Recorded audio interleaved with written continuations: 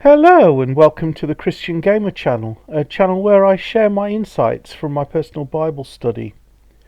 I'm truly hoping that this will not be a traditional one-way street where you listen to what I have to say, but rather a platform where you leave comments sharing your own insights from your own Bible study, either in the form of a text-based comment or in the form of a link to a video that you've created.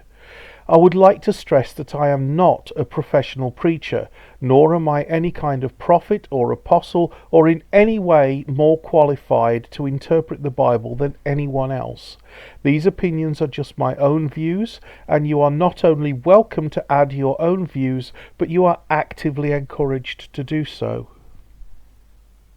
As October rumbles on and the nights start to draw in, I want to turn my attention to the topic of Halloween.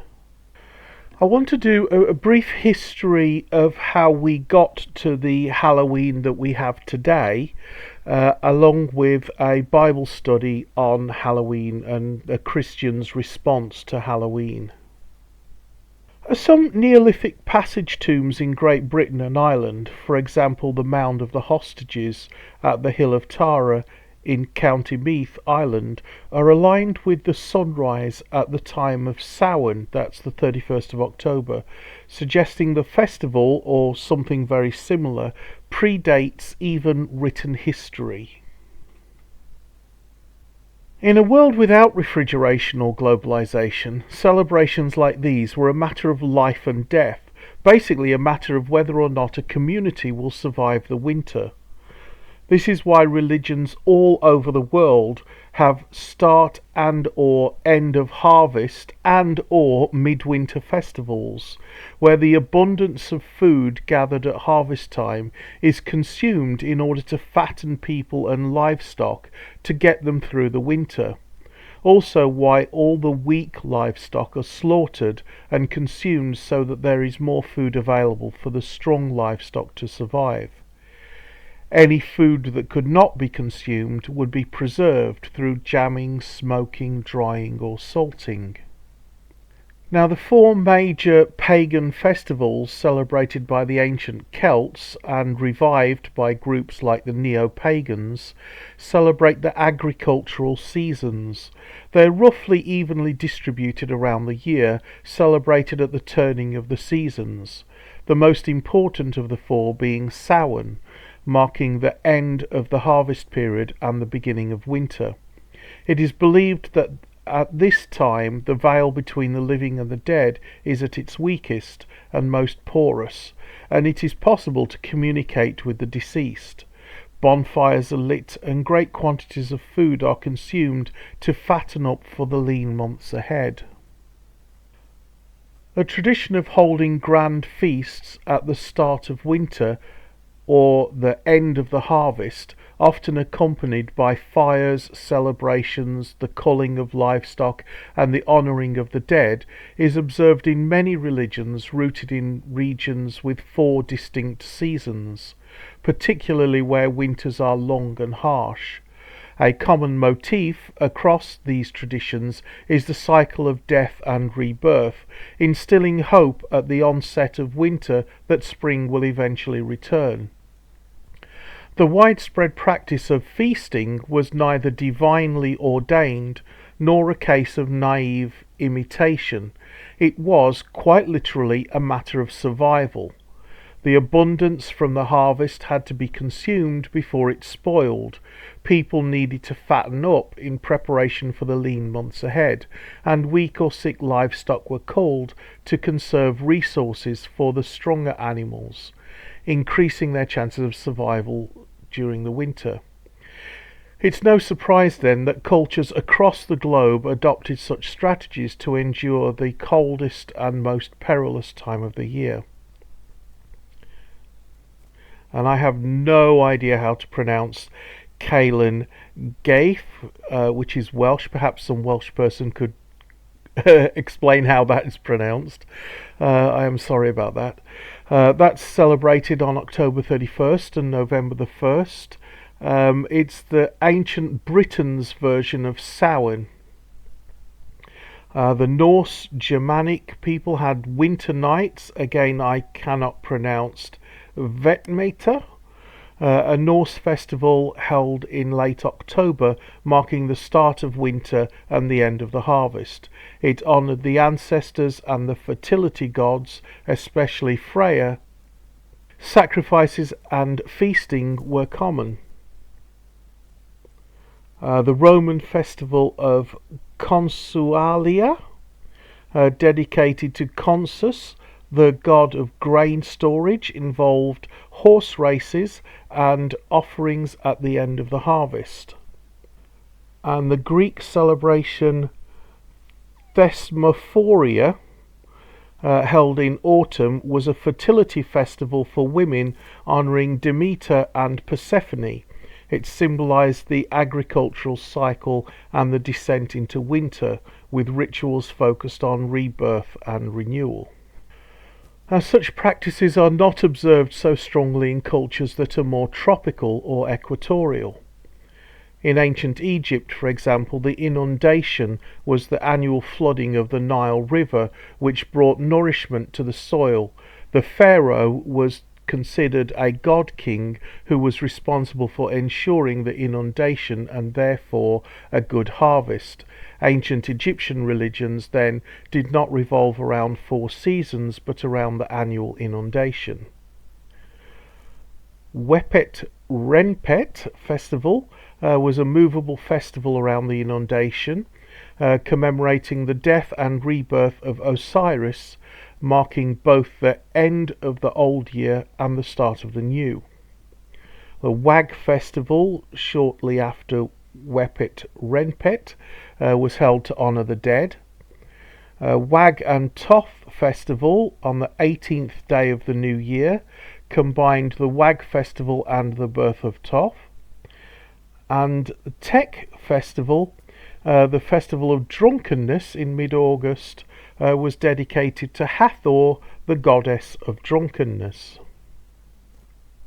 So in conclusion, different religions can independently develop similar responses to shared challenges, such as aligning festivals with harvests. We call this independent invention. And of course, nothing's ever that simple. It was common practice among polytheistic religions to adopt the gods of other cultures into their pantheon, or to assimilate deities by identifying them with their own, a process often used to signify political alliances or the absorption of conquered peoples. Thus, the purely astronomical or agricultural origins of many pagan religions were augmented by the adoption of gods and customs into each other's pantheons, often to commemorate important alliances or the outcomes of battles. This process is known as syncretism or religious assimilation. The ancient Romans were notably active in this practice. As the Roman Empire spread throughout the ancient world, deities were exchanged and cultural practices adopted, while key celebrations like harvest festivals and midwinter festivals remained. The proliferation of new celebrations and gods made the ancient world's religions and customs somewhat complicated. Nevertheless, this practice of religious assimilation, while implementing a degree of abstraction from the purely agricultural or astronomical origins, significantly helped spread Roman culture and promote political stability. This approach is one of the reasons for the long-term success of the Roman Empire and its enduring impact on the world. The Early Church, Apostolic Age, and Early Church Fathers. The Christians in the Apostolic Age were mainly focused on the preaching of the gospel. However, the very first Christians were Jews and would have certainly continued to celebrate the same festivals as the ancient Israelites, as well as Purim and Hanukkah. That being said, the Apostolic Age Christians did everything they could to preach the gospel, and Jewish festivals began to be interpreted through the lens of Christ as the fulfillment of the law. For example, the Passover is linked to the death, burial and resurrection of Jesus Christ. The day of Pentecost celebrates the outpouring of the Holy Spirit. The Feast of Trumpets is looking forward to the trumpet blasts that will usher in the return of Christ. The Feast of Tabernacles is allegory for the dwelling of God with men. By the time Paul wrote to the church in Rome, the church was extremely relaxed about the observance of special days and festivals. In the King James Version, Romans 14:5 reads, "One man esteemeth one day above another, another esteemeth every day alike. Let every man be fully persuaded in his own mind." And in the New International Version, the same verse reads, "One person considers one day more sacred than another, another considers every day alike. Each of them should be fully convinced in their own mind." Dating all the way back to the Apostolic Age, Christians cared about and worried about the fate of their loved ones who had passed on, especially those who had not been baptized. So much so that some churches actually practiced baptism for the dead. Again, in the King James Version, in 1 Corinthians 15:29, we read, "Else what shall they do which are baptized for the dead? If the dead rise not at all, why are they then baptized for the dead?" And in the New International Version, the same verse reads, "Now if there is no resurrection, what will those do who are baptized for the dead? If the dead are not raised at all, why are people baptized for them?" This may have been common practice, or it may have been only practiced by a few, or maybe even restricted exclusively to the church in Corinth. But we know from the early church fathers that it was practiced by the Marcionites and Cerinthians. Baptism for the dead was condemned as heresy by Epiphanius of Salamis, but Tertullian tells us the practice was at one point considered legitimate by some. The practice fell out of favour though, but was not officially condemned by the General Council until the Council of Carthage in 397 AD. Yet people still cared about what happened to their loved ones who had passed on. While the practice of baptism for the dead was condemned, there would still have been prayers offered for those who had departed. These prayers became more formal vigils by the 4th century. For example, in Syrian Edessa, vigils were held for the martyrs who had been martyred on May the 13th. That is to say, the vigils were held on May the 13th, not the martyrs were martyred on May the 13th. These vigils took various forms and were held on various days. The first mention of a specific annual commemoration being held on November the 1st is when, in the 8th century, that's 731 CE to be exact, Pope Gregory III dedicated an oratory within St. Peter's Basilica to all the saints. The practice of holding an annual vigil on the days surrounding November 1st, which became All Saints' Day or All Hallows, or Hallowmass, was chosen to commemorate the dedication of the oratory and may have also been intended to provide a Christian alternative to the earlier Celtic pagan festival of Samhain. All Hallowtide did not become a permanent part of the liturgical calendar all at once. Around the 9th century CE, Pope Gregory IV extended the November the 1st celebration practiced in some local churches to the entire Catholic Church. It's possible this date was chosen purely because this is the date that Pope Gregory III dedicated the oratory in Old St. Peter's Basilica to the relics of the Holy Apostles and of all the saints, martyrs and confessors.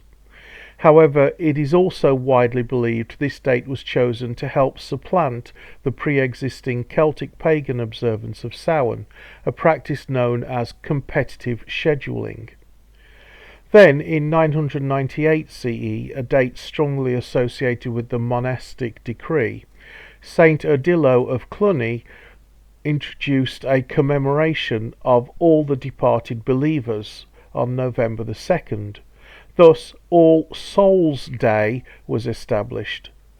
Now later, in 1484, Pope Sixtus IV made November the 1st a holy day of obligation and added a vigil day, a day of preparation and fasting. The vigil day being the day before, namely October 31st. The entire commemoration was at one point extended to 8 full days, which is an octave, but was later shortened to just 3 days. The 3 days are All Hallows Eve, which we know as Halloween, All Saints' Day, otherwise known as Hallowmas, and All Souls' Day. The 3 days are collectively known as All Hallowtide. Thus, by the closing out of the Middle Ages, All Hallowtide was largely fixed in the Western churches. Beginning with the vigil on October 31st, All Hallows Eve, or Halloween, is traditionally celebrated by Christians, particularly Catholics, as a day of preparation for All Saints' Day. Historically, it was a day of fasting and abstinence to prepare for the feast. However, under current canon law and the modern liturgical calendar, mandatory church attendance and mandatory fasting are no longer required on October 31st. Traditional pious practices for the eve include attending a vigil mass, often in the evening to fulfill the All Saints' Day obligation, wearing traditional black or purple vestments in the past, and ringing church bells for the dead. Hallowmas, or All Saints' Day, on November the 1st, is a holy day of obligation in the Catholic Church, which involves mandatory Mass attendance for all Catholics unless they are excused for a serious reason. The services are joyous, often including scripture readings, hymns and prayers focused on the lives and virtues of the saints. The liturgical colour is white or gold, emphasising the victory of the saints in heaven and the unity between the living Christians and the saints. All Souls' Day on November the 2nd focuses on honouring and praying for the departed. It is not a day of obligation, and Mass attendance is not mandatory, though it is strongly encouraged.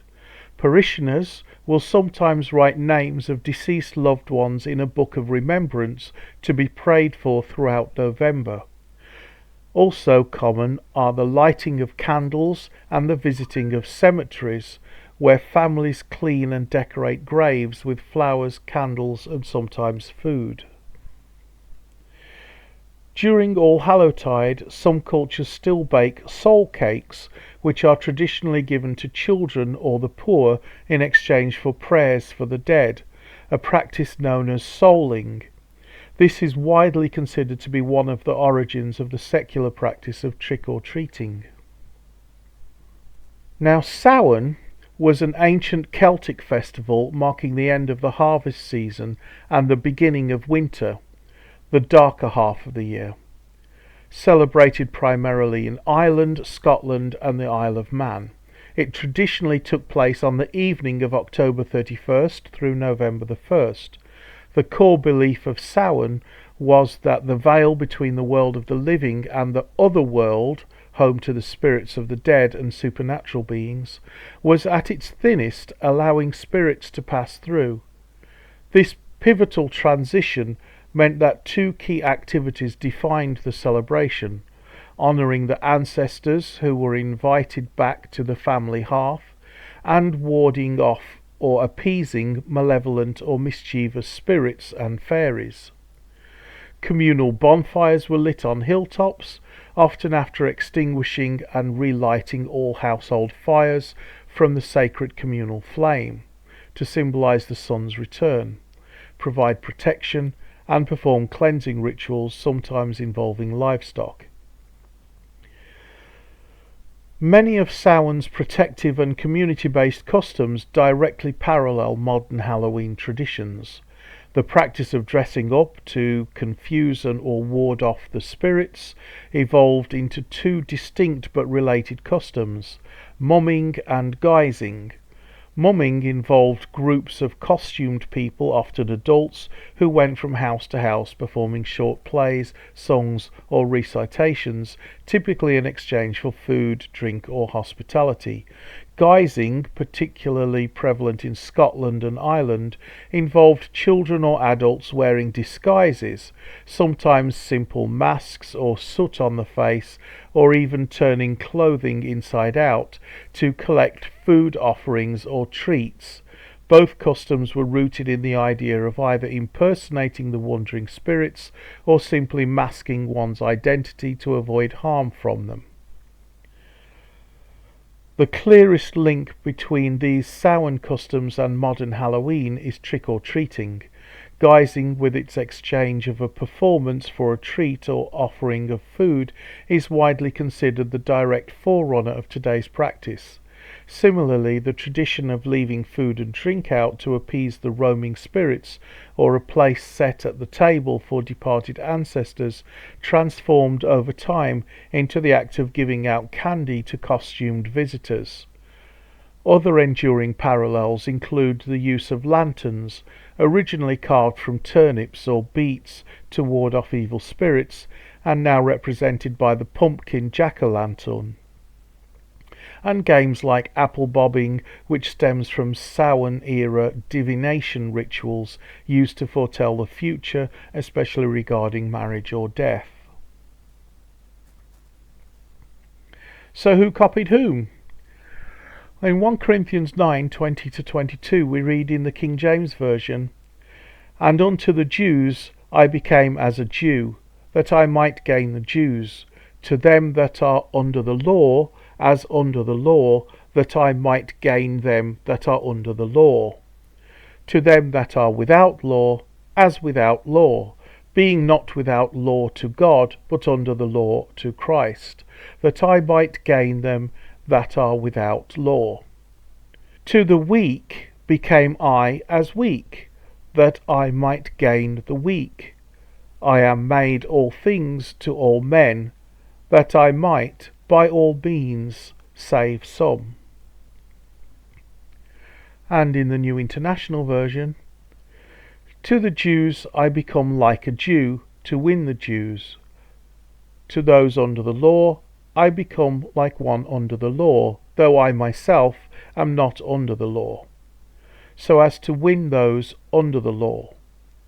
To those not having the law I become like one not having the law, though I am not free from God's law, but am under Christ's law, so as to win those not having the law. To the weak I become weak, to win the weak.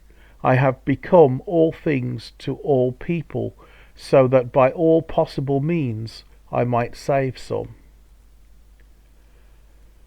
While there is some debate as to what extent Christianity contextualized or syncretized with paganism or vice versa, the general principle remains. Christians throughout history, from the first century apostles to modern preachers, have drawn inspiration from or referenced surrounding cultures to make the gospel accessible. For example, the Apostle Paul, when writing to Titus, references local culture by citing a Cretan poet, Epimenides, who said that Cretans are always liars, evil beasts, lazy gluttons, and that's in Titan 1:12. Paul cited a recognized cultural source to validate his judgment on the poor moral character of some people on the island, thereby justifying the need for Titus to appoint strong leaders. In a similar vein of cultural engagement, Pastor Timothy Keller frequently referenced secular literature such as J.R.R. Tolkien's The Lord of the Rings in his sermons to illustrate universal themes like sacrifice, redemption, and hope, which resonate with gospel themes. Rather than shunning cultural engagement as dilution of the gospel, many Christians and theologians argue that this contextualization should be embraced as a method of introducing the gospel to diverse audiences, much like the Apostle Paul demonstrated in his Athenian sermon by citing a pagan poet, Aratus, and referencing their unknown god. That's in Acts 17:22-28. It's actually what I'm hoping to do with the Christian Gamer channel when I start eventually getting round to playing my games on the channel and using those to help with the Bible study. Now, secular Halloween. The commercialization of Halloween in the modern sense began in the USA in the early 20th century with an increased focus on children and community fun rather than purely religious observance or pagan superstition. The 1900s through the 1930s saw a rise in the mass production of Halloween-themed postcards and paper decorations, helping to popularize the holiday as a secular event. By the 1920s and 1930s, commercially produced costumes started to go on sale, prior to which most costumes were handmade at home. The Christian practice of souling, where children or the poor sang or prayed for the dead in exchange for soul cakes, was gradually replaced by trick-or-treating in the 1940s and 1950s, especially as rationing ended after World War II. Soul cakes were replaced by commercially produced treats like coins, candies, fruits, nuts, or small toys. This created a boom for the candy manufacturers, who began making small, individually wrapped candies specifically designed for the practice of trick-or-treating.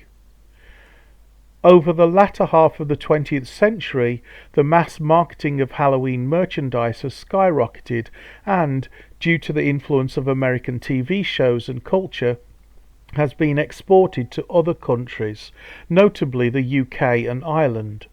The UK in particular had its own well-established autumn begging custom associated with Guy Fawkes Night, which is held on November the 5th. The practice involved children making and parading a Guy effigy and crying out "penny for the Guy" in exchange for money.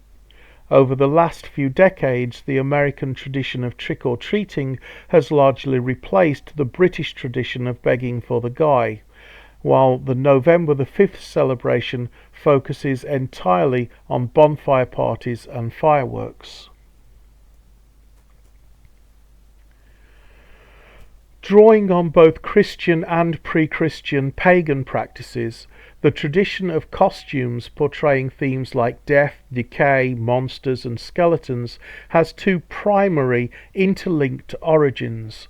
Firstly, it relates to the Celtic or pagan belief associated with Samhain that the veil between the world of the living and the dead is most porous at this time of year, requiring people to disguise themselves to avoid spirits or to impersonate them. Secondly, it relates to the Christian tradition of remembering the dead during All Hallowtide.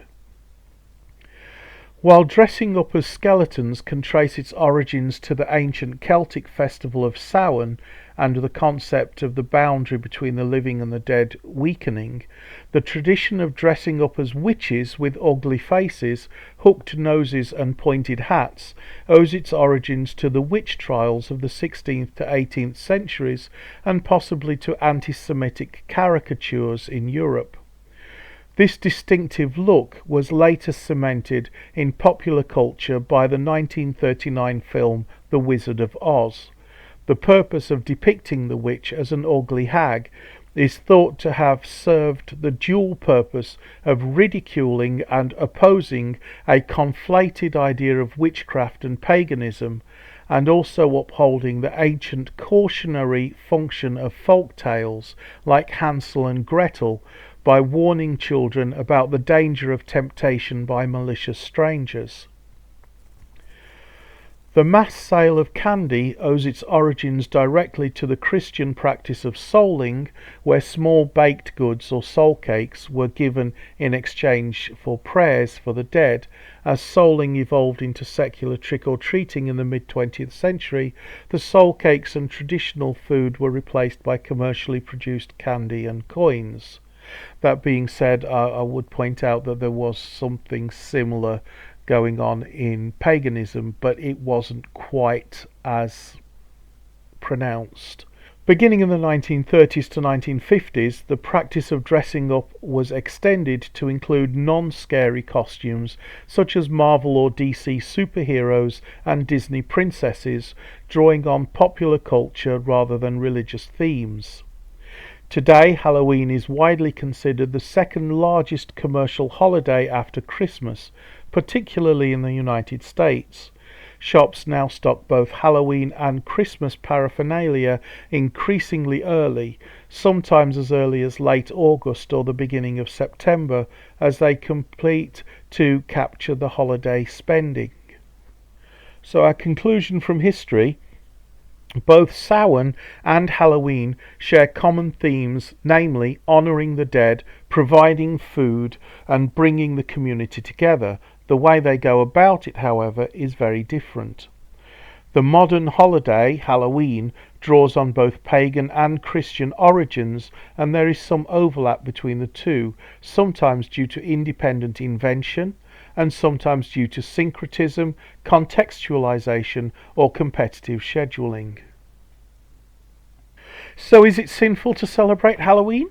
The practice of saying prayers for the dead, cleaning or decorating gravestones, lighting candles for the dead, and souling, while unbiblical, do not appear to be explicitly condemned in the Bible. They seem to be genuine outpourings of love for those who have passed on. So while there is no injunction compelling Christians to practice these human traditions, there is likewise no explicit injunction forbidding the practice. Now, that being said, we should be careful to hold in our minds a very clear distinction between praying to God for the dead and sinfully praying directly to the dead and making our departed loved ones an idol in our heart, which certainly would incur the wrath of God. For example, Exodus 20 verse 3, it says, "You shall have no other gods before me." In the same vein, dressing up as skeletons, ghouls, witches, or Disney princesses or popular superheroes and going to parties and collecting candy is in no way sinful and can afford an opportunity to meet people and form relationships and advance the gospel. But excessive revelling leading to debauchery and drunkenness and sexual immorality is to be avoided.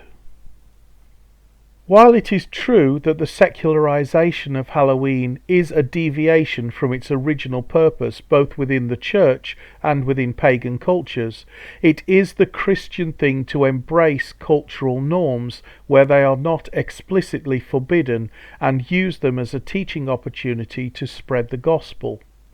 That being said, we must bear in mind the principles from 1 Corinthians 8 and Romans 14 that we must be careful that our freedom in Christ does not become a stumbling block for our weak brother or sister.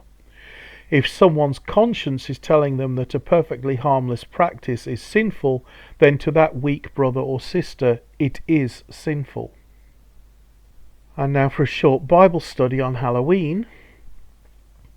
So from Romans 14, 5 to 9, we can glean that God does not care if we celebrate special days or not. That means if you want to dress up for Halloween and go trick-or-treating, if you want to give out or receive candy, that's fine. If you want to go to Halloween-themed parties, that's fine too. And then turning to Matthew 11, verses 16 to 19, we can understand that we can have fun just as Jesus did, but not to waste too much mental effort trying to please judgmental religious hypocrites who can't be pleased no matter what we do. And of course, we should not use our freedom to destroy a weak Christian's faith. We get that in 1 Corinthians 8 verses 9 to 13. And in Romans 14:23, we understand that if you believe dressing up as witches or demons or skeletons serve as an endorsement of witchcraft or necromancy, you should avoid such things so as not to sin against your own conscience.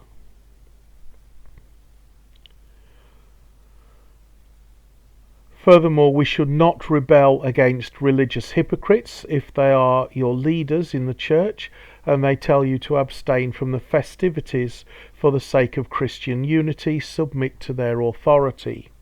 That's Matthew 23 verses 1 to 4 and Hebrews 13 verse 17. We must be careful not to become religious hypocrites ourselves, judging others for exercising their freedom in Christ while we ourselves enjoy our freedom in other areas. And we get that from Luke 6 verses 37 to 38. And when participating in Halloween festivities, we must be careful not to be drawn into sinful activities such as drunkenness, debauchery, sexual immorality, or adultery, which we get from Galatians 5:19 to 21. So I'd like to stress these are my lessons. They're not me preaching to you. These are just what I have gained from my research and insights. It is a gross oversimplification to say that Halloween is a pagan festival. Halloween, as practiced by traditional churches such as the Catholic Church, is a Christian festival. Samhain is a pagan festival. While both occur in the same period and share the motif of honouring the dead, they are very different in nature and both differ wildly from the secular form of Halloween. Halloween, as practiced by the majority, is a secular holiday driven by the commercialization of both pagan and Christian themes. Enjoy it as harmless fun, or avoid it so as not to offend your conscience. Either way, you will not be judged by God.